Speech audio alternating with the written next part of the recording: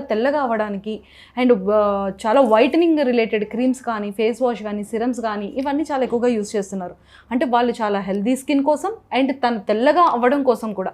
So మరి ఇలా వైట్గా అవ్వడానికి అండ్ అలానే హెల్దీగా ఉండడానికి ఎలాంటి క్రీమ్స్ని యూస్ చేస్తే బాగుంటుంది?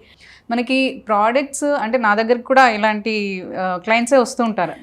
స్కిన్ వైటనింగ్ అనగానే చాలా మంది ఏ ట్రీట్మెంట్ ఉంటుందా అని వెళ్ళిపోతారు. ఆ ట్రీట్మెంట్ తర్వాత వైట్ గా తెల్లగా అవ్వడానికి ఏ ప్రోడక్ట్ యూస్ చేస్తే మన స్కిన్ చాలా వైట్ అయిపోతాం, మనం కూడా చాలా తెల్లగా ఉంటాం అనేది ఎక్కువగా ఆలోచిస్తున్నారు. సో ఇక్కడ నేను చెప్పేది ఏంటంటే మనకి ప్రోడక్ట్స్ కానీ ట్రీట్మెంట్స్ కానీ పక్కన పెడితే మనకి నార్మల్గా స్కిన్ వైటనింగ్కి కావాల్సిన వైటమిన్స్ ఏంటండి? వైటమిన్ సి, ఏ, ఇంకా ఏ. ఇవి మనకి స్కిన్కి ఉన్నాయి అంటే మన స్కిన్ ఆటోమేటిక్గా తెల్లగా బ్రైట్గా కనిపిస్తుంది. యాక్చువల్గా మీరు అనొచ్చు ఈ వైటమిన్స్ అనేవి న్యాచురల్గా మనకి ఏ ప్రోడక్ట్స్లో అయినా ఉంటాయి కదా అని. కాకపోతే వాటి ప్యూరెస్ట్ ఫామ్ మనకి సౌత్ ఆఫ్రికా నుంచే వస్తుంది అనమాట. ఈ వైటమిన్స్ ప్యూరెస్ట్ ఫామ్ మనకి అక్కడ నుంచే దొరుకుతుంది. ఓకే. సో ఎవరైనా జెన్యున్గా ఈ వైటమిన్స్ని అక్కడి నుంచి కూడా ఇంపోర్ట్ చేసి ప్యూరెస్ట్ ఫామ్లో మనకు అందిస్తున్నారు అంటే అది హవీ వాళ్ళు అనమాట.